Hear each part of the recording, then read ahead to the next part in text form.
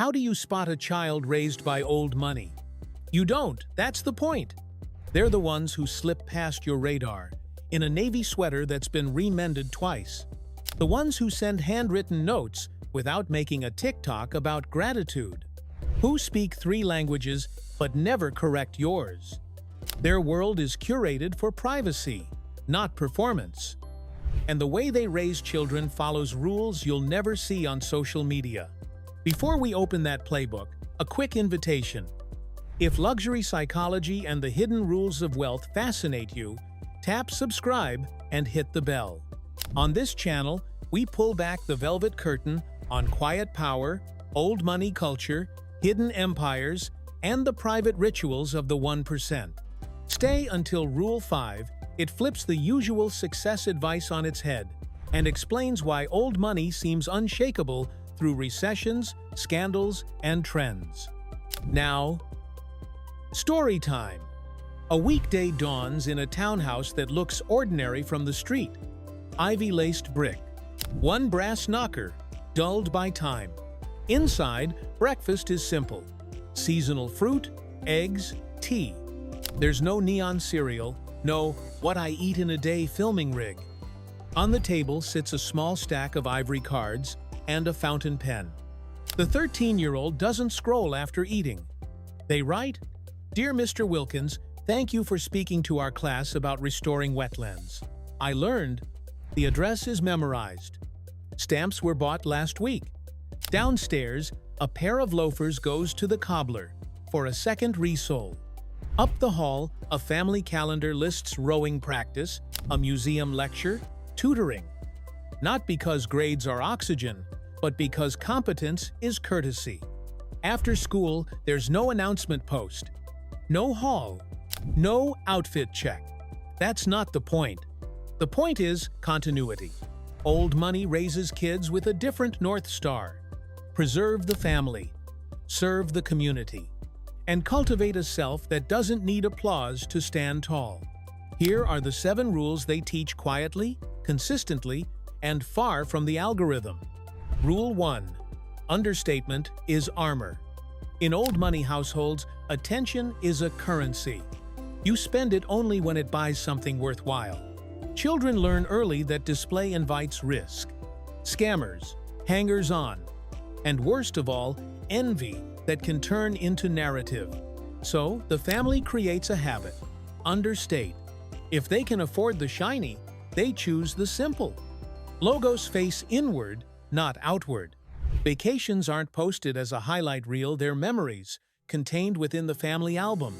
Understatement isn't about shame or scarcity. It's a practical defense. Rule 2. Manners before milestones. Old money knows the trick. Credentials open doors, but character keeps you inside the room. So, while the schools and tutors may be excellent, the curriculum that matters starts at the dinner table. Children learn eye contact, how to introduce 2 strangers by offering a point of connection, how to write a prompt thank you, and how to treat staff with the exact same courtesy as a head of state. Here, etiquette isn't theater. It's a technology for minimizing friction in human life. A child who can navigate a receiving line, host a neighbor graciously, and listen more than they speak is a child who can graduate into any boardroom without feeling like an imposter. Please and thank you aren't precious. They're social engineering. The coaching is specific. Don't chew gum in public. Keep your phone off the table when someone is speaking. Send condolences the same day you hear the news. Grief shouldn't wait for your convenience. If you break it, you fix it. And you apologize, without adding a courtroom brief to your apology. Is it old-fashioned? Maybe. But these courtesies compound. They build reputational credit in ways that grades alone never will. Rule 3. Stewardship over stardom. In new money culture, children are often invited to view life as a stage. In old money culture, they're told they are trustees of a name, a network, and often a portfolio that predates them. That sounds lofty, but the practice is humble. Carry your weight. Add more than you subtract. Leave each place better than you found it. From a young age, kids are assigned stewardship reps. Not just chores, but responsibilities with downstream impact. One child tracks household energy use for a month, then presents a Saturday briefing on how to reduce it by 10%. Another organizes a coat drive with a local shelter, meets the director, and learns what donations actually help. They aren't trotted out for photo ops. The work is done quietly, then reflected on at home. Rule 4. Institutions are tools, not identity. Yes, old money often moves through elite schools, clubs, and guilds. But the healthiest families teach a child to see these institutions as platforms, not pedestals. Alumni letters on the wall are a map, not a mirror. If legacy admissions or a family name opens a door, the message is, "Good, now prove you belong here by contributing meaningfully." That's why you'll see a curious mix in their after-school life. Varsity sports that teach discipline and camaraderie. Arts that cultivate taste and expression. Internships that emphasize showing up on time and finishing a task without being chased. Prestige is not the goal. Utility is. Parents do something deeply unfashionable. They prepare kids to be bored. Long dinners without devices. Weekends in the countryside, where quiet is the entertainment. A 2-hour concert, where you sit through the second movement, even if you prefer the third. Why? Because the adult world is full of slow rooms.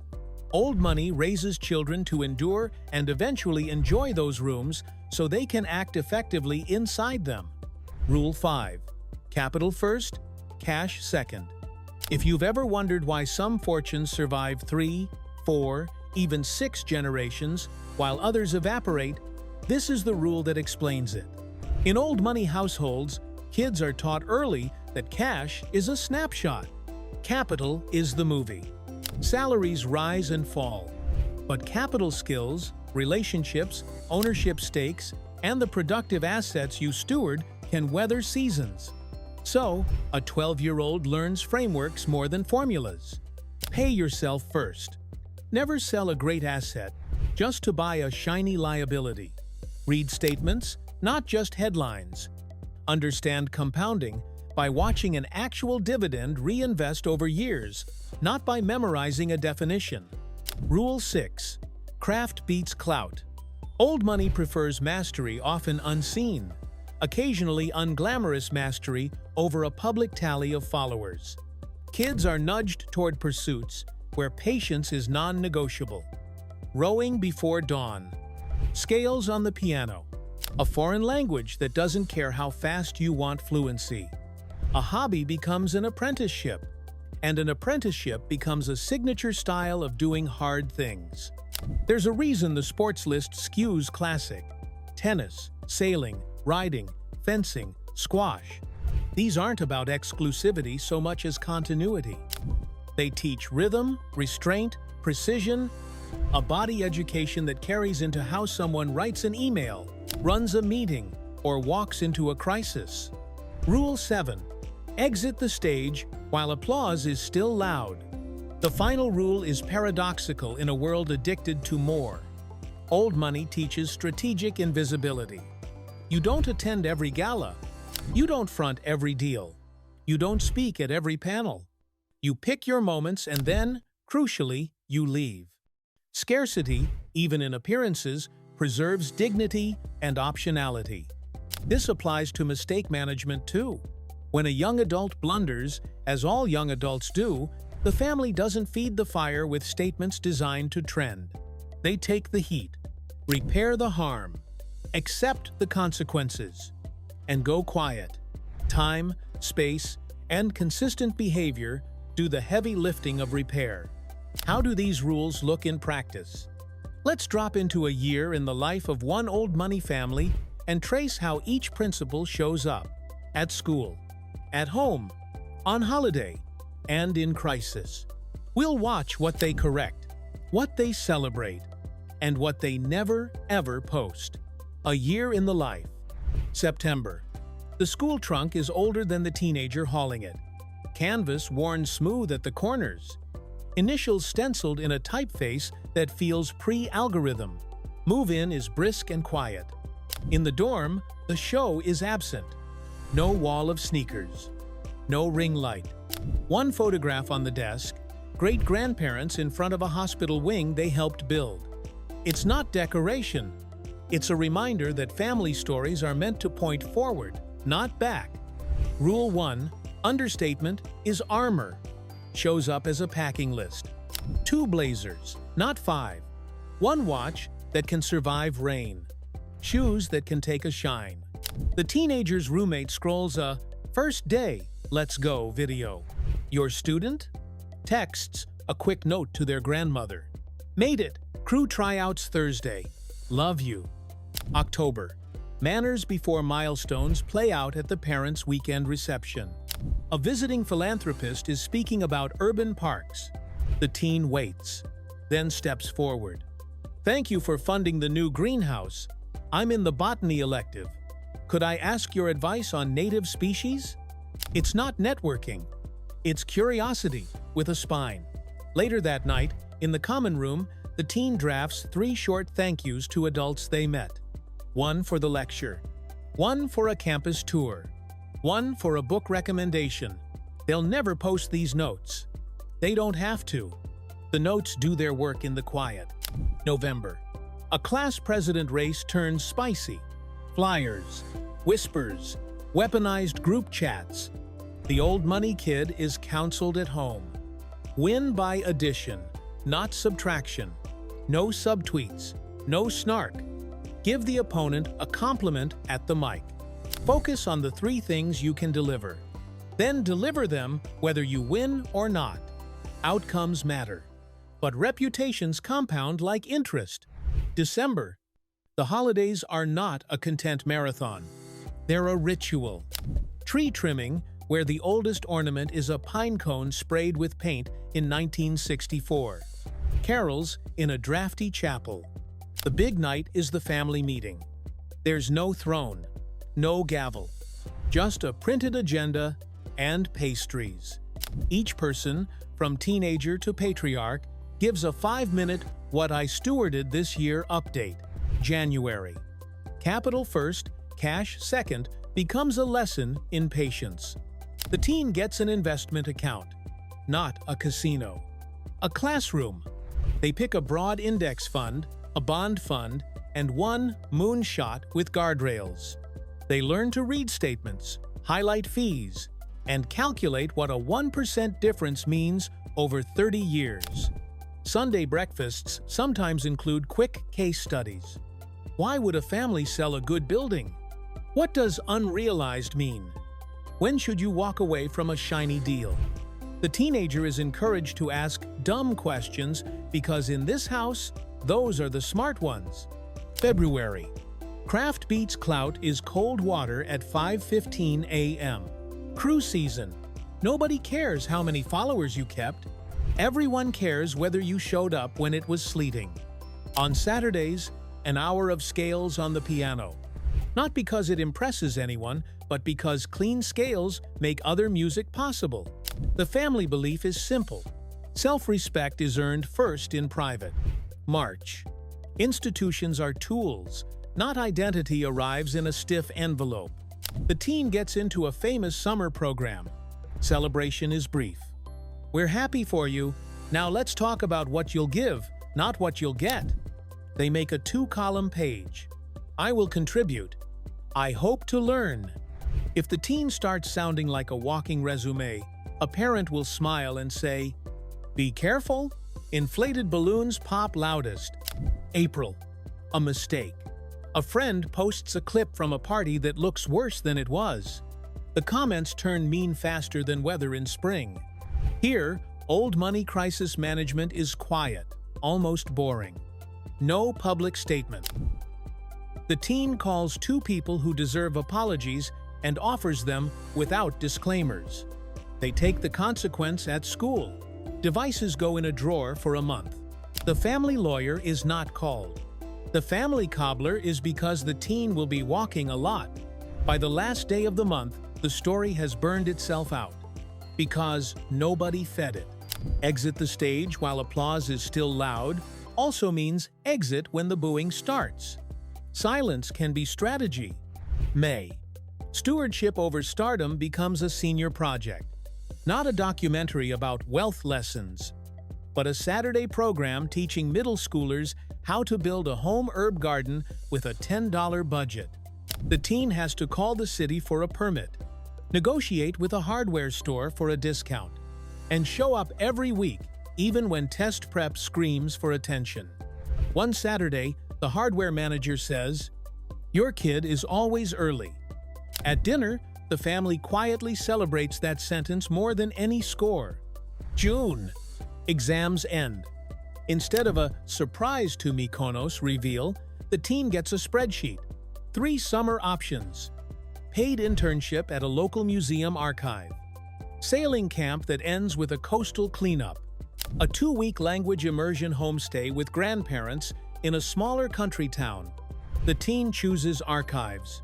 Cleans mildew off 19th century letters with a Q-tip. Comes home with ink on their fingers and a story about a curator who knew everything about paper. Curiosity multiplies when you give it chores. July. The countryside. Mornings are chores. Fence mending, feed inventory, basic tractor maintenance with supervision. Afternoons are a book and a nap in the hottest hour. Then tennis. Then a swim. Evenings are long dinners, where the rule "no devices at table" is policed by a small cedar box. It looks ceremonial because it is. Guests are a mix. Artists, teachers, an old friend who runs a bakery, and a cousin who decided to become a paramedic. The family treats them all the same. Children learn by watching who gets the best seat, elders, and who gets the most attention, the shy person brought into the circle. August. The teen turns down a flashy trip to stay and help a neighbor repair storm damage. Nobody outside the valley knows. That's the point. Later, there's a quiet rite of passage, the first proper suit or dress tailored. Paid for half by the teen, half by the parent. Not a trophy, a tool. Understatement becomes a habit, choosing the good wool over the loud label, the thank you over the announcement, the repair over the replace. Manners before milestones become muscle memory. Greeting names remembered, doors held, please and thank you used like oil in a well-kept machine. What old money actually teaches about money? There's an allowance, but it's structured. The formula might be blunt. A third to save. A third to give. A third to spend. Before the teen can buy something big, they must answer 3 questions at the kitchen counter. Will it last? Can you maintain it? What's the opportunity cost? If the purchase fails the second question, maintenance, it usually dies there. Gifts are rarely cash for cash's sake. Instead, grandparents fund a Roth IRA from the teen's summer earnings, dollar for dollar. Or they seed a small, boring index fund and show the teen how to reinvest dividends. Why these rules endure? Because old money is less about money and more about memory. Memory of what your great-grandmother did when faced with a hard season. Memory of who was kind to the family when they were less shiny than they are now. Memory of why the family started giving. In the first place, memory ties the present to a longer timeline. And that's the source of that mysterious calm. Outsiders mistake for smugness. That's how old money raises kids you rarely notice. Because they're busy learning how not to need you to.